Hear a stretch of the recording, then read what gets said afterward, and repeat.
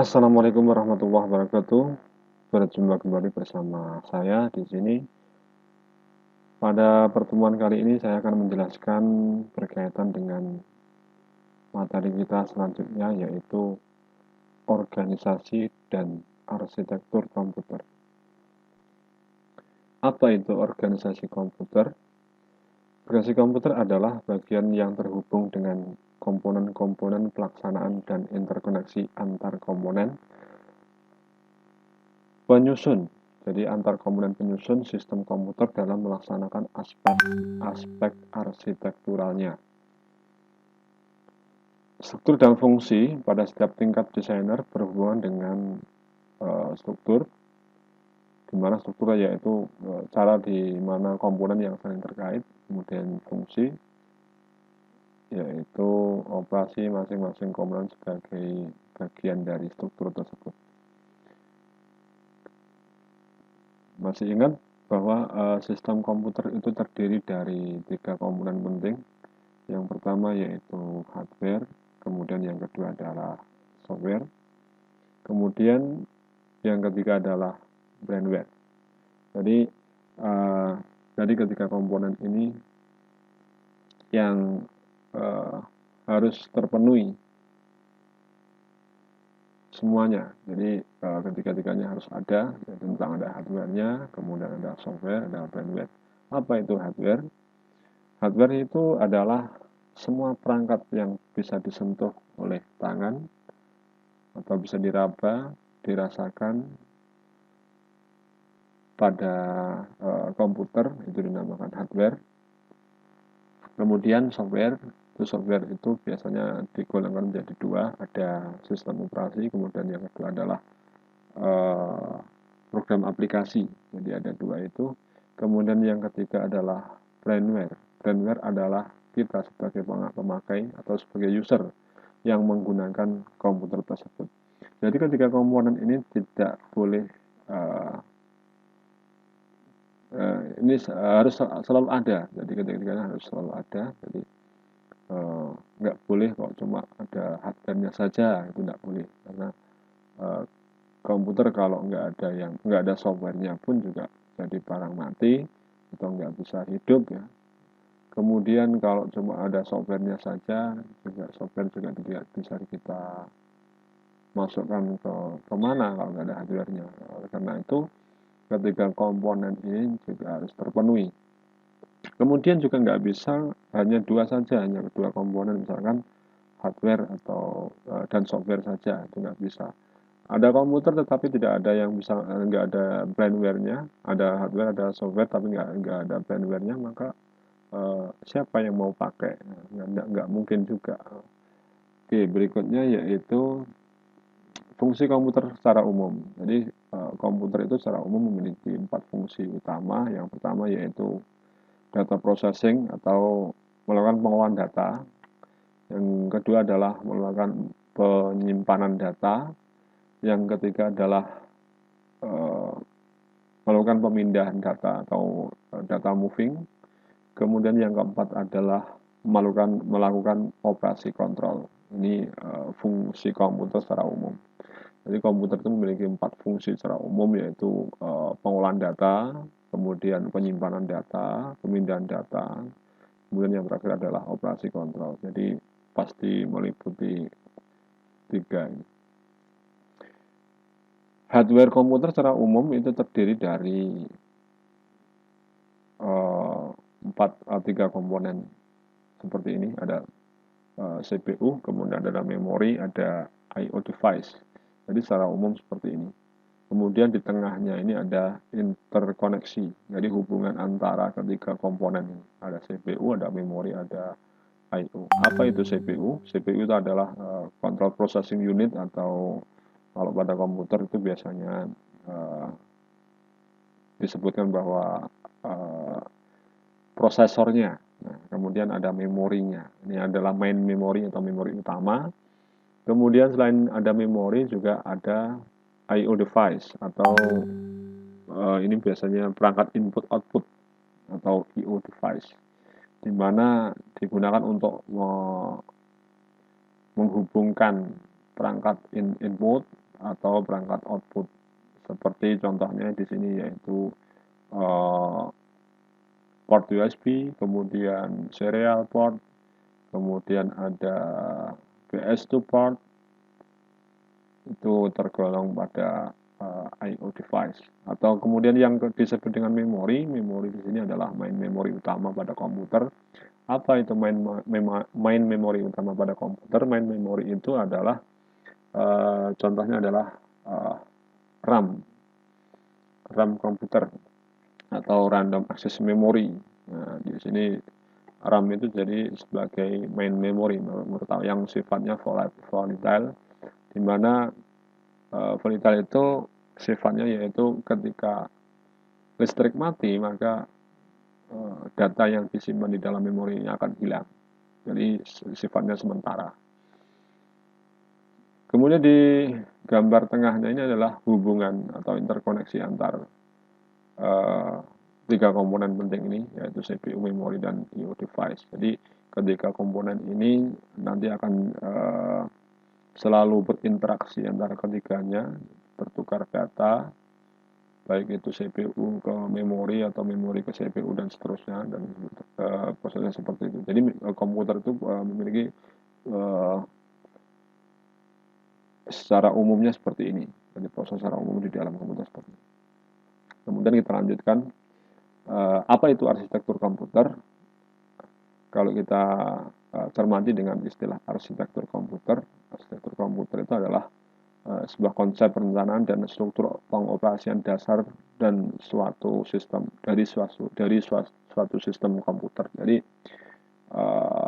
seperti halnya kita membuat sebuah rumah, itu supaya rumah nanti kita bangunnya selesai dengan baik, itu harus ada sebuah arsitekturnya bagaimana.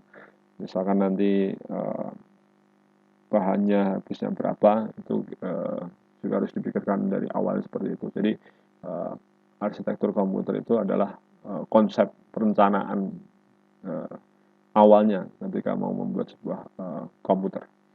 Kemudian bisa juga diartikan arsitektur komputer itu juga dapat didefinisikan sebagai ilmu dan sekaligus seni mengenai cara menghubungkan komponen-komponen atau komponen-komponen perangkat keras untuk dapat menciptakan sebuah komputer yang memenuhi kebutuhan fungsional, kinerja, dan target biayanya. Jadi seperti itulah pengertian daripada arsitektur komputer. Kemudian apa perbedaannya? Perbedaan antara organisasi komputer dan arsitektur komputer. Secara perbedaan yang pertama yaitu kalau organisasi komputer itu bagian yang terkait erat dengan komponen-komponen operasional, seperti contohnya yaitu teknologi hardware-nya, kemudian sistem memorinya, dan kemudian sinyal-sinyal kontrolnya. Nah, ini yang contoh daripada organisasi komputer.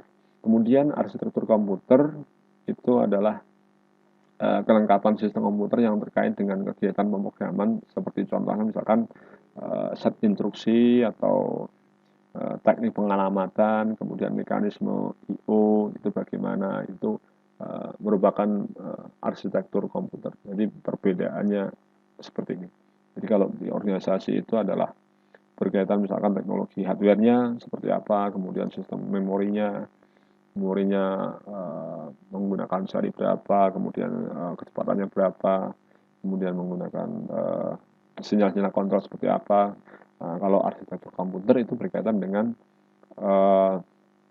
kelengkapan sistem komputer terkait dengan kegiatan pemrograman. Jadi berkaitan dengan pemrogramannya itu sendiri. Jadi seperti set instruksi, kemudian teknik pengalamannya bagaimana, itu yaitu bagian daripada arsitektur komputer.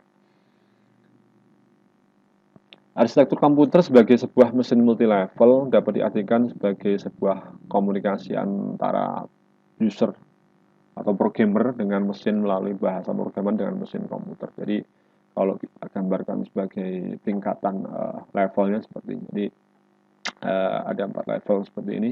Level yang paling rendah yaitu level 0. Level ini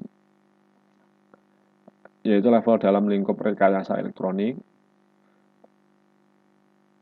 program yang ada di level ini adalah bahasa mesin level 0 yang dapat dijalankan langsung oleh sirkuit elektronik.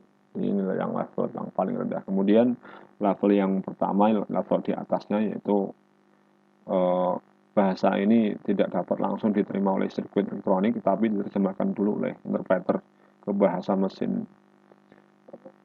level 0. Jadi sebelum dikerjakan oleh level 0 ini, maka diterjemahkan dulu atau diterjemahkan oleh interpreter namanya. Jadi interpreter itu adalah penerjemah. Kemudian level yang atasnya lagi merupakan mesin M2 dengan bahasa mesin level 2. Bahasa ini tidak dapat langsung diterima oleh sirkuit elektronik, tetapi diterjemahkan dulu oleh interpreter ke bahasa mesin level 1. Jadi di sini juga diterjemahkan ke level yang di bawahnya, sehingga nanti level bawahnya bisa membaca atau mengeksekusi apa yang diperintahkan oleh programmer. Kemudian level N atau level di atasnya ini merupakan mesin virtual MN dengan bahasa mesin level N. Bahasa ini tidak dapat secara langsung diterima oleh sirkuit elektronik, tetapi diterjemahkan dulu oleh interpreter ke bahasa mesin pada tingkatan di bawahnya. Dan ini juga diterjemahkan langsung. Jadi step by stepnya itu melalui beberapa penerjemah sehingga sampai ke level bawah. Kemudian pada era tahun 1940 ya, arsitektur digital memiliki dua level sebagai berikut. Ini arsitektur yang pada era tahun 1940 ini sudah memiliki arsitektur digital dua level. Yang pertama yaitu level ISA, di mana level ISA itu adalah instruction set arsitektur. Level ini berisi instruksi-instruksi mesin yang akan diterjemahkan secara langsung oleh rangkaian digital atau hardware di level ISA. Kemudian yang level yang kedua yaitu level digital logic. Level digital logic ini merupakan komponen yang dapat menjalankan instruksi program secara langsung. Jadi bisa menjalankan instruksi program secara langsung di level. Kemudian disempurnakan lagi pada tahun 1951. Ini adalah arsitektur komputer penyempurnaan daripada arsitektur sebelumnya, yaitu arsitektur 1940 tadi, disempurnakan lagi oleh Maurice Wilkes sebagai berikut. Jadi ada penyempurnaannya ada 3 level, di mana Maurice Wilkes itu adalah seorang penemu media penyimpanan pertama atau yang disebut dengan media penyimpanan program komputer atau EDSA. Beliau ini adalah penemu pertama kali tentang storage atau media penyimpanan program komputer yang pertama kali. Beliau di Universitas Cambridge pada tahun 1949. Jadi beliau menemukan sebuah penyimpanan pada komputer. Pada level ini, pada arsitektur ini ada 3 level. Yang pertama yaitu level ISA, kemudian yang kedua adalah level interpreter, kemudian yang ketiga adalah level digital logic. Di mana level ISA itu seperti pada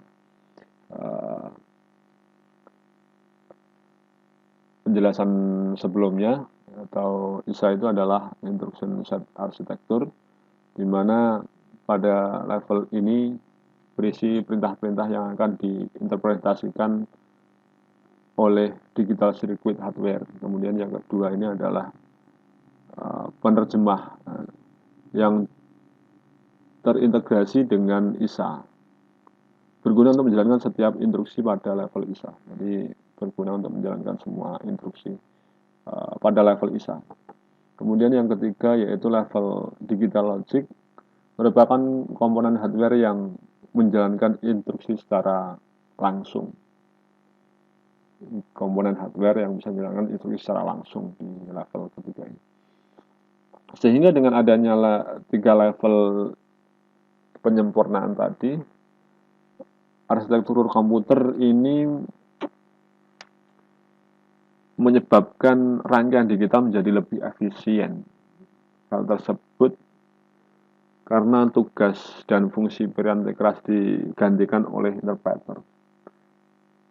Jika diuraikan lebih lanjut, mesin komputer terbagi menjadi 6 level sebagai berikut. Jadi kalau kita urai maka akan menjadi 6 level sebagai berikut. Yang level terendah yaitu level logika digital, kemudian sampai yang level teratas adalah bahasa tingkat tinggi.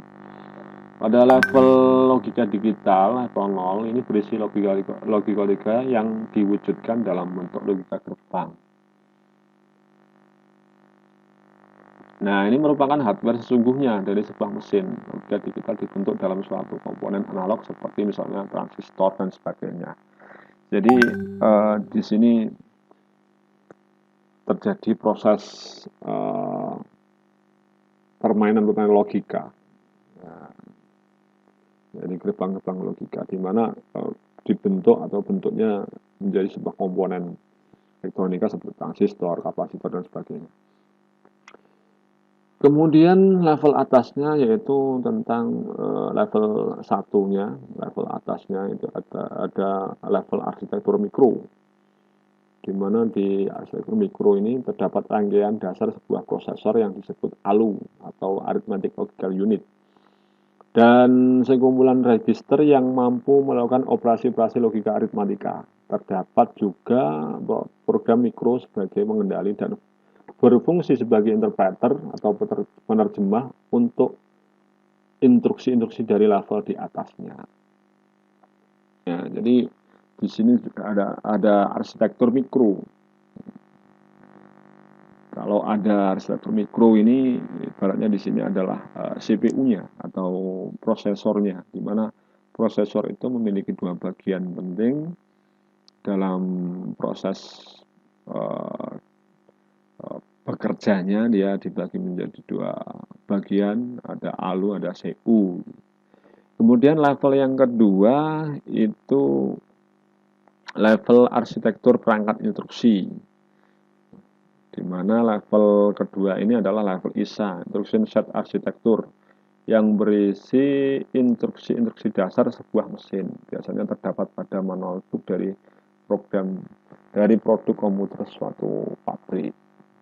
Kemudian di atasnya yaitu mesin sistem operasi. Pada level 3 ini merupakan level pengaturan mesin yang dilakukan oleh sebuah sistem operasi. Dalam level ini, pekerjaan-pekerjaan yang dilakukan oleh mesin diinterpretasikan secara parsial oleh sistem operasi. Jadi ini bagian dari sistem operasi. Kemudian level atasnya lagi, level 4, level 5. Oke, level atasnya lagi di sini.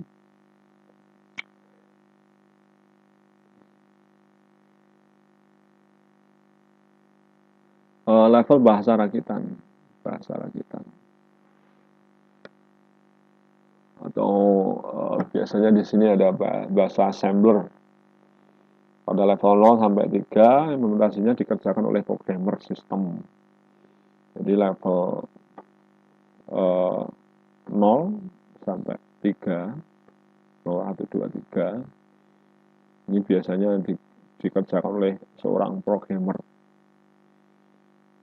Kemudian mulai level 4 dilakukan oleh programmer aplikasi. 4.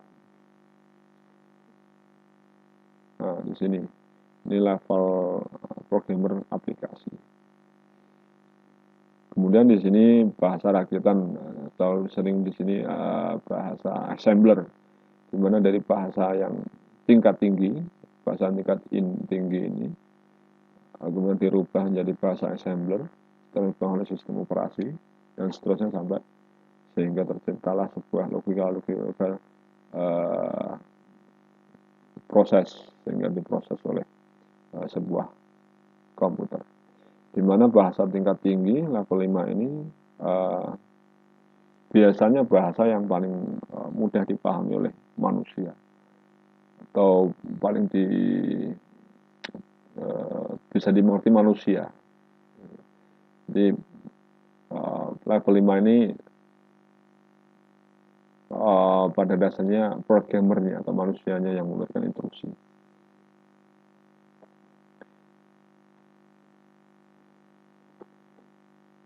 Oke. Demikian penjelasan singkat dari kami mengenai organisasi dan arsitektur komputer. Apabila ada pertanyaan, silahkan tanyakan di komen atau mungkin di pesan WA atau di forum komunikasi. Silahkan. Mohon maaf atas segala kekurangannya dan mohon maaf juga apabila ada kesalahan dalam saya menjelaskan. Kurang lebihnya juga mohon maaf. Demikian penjelasan singkat saya mengenai materi kali ini. Kita akan berjumpa kembali di materi berikutnya.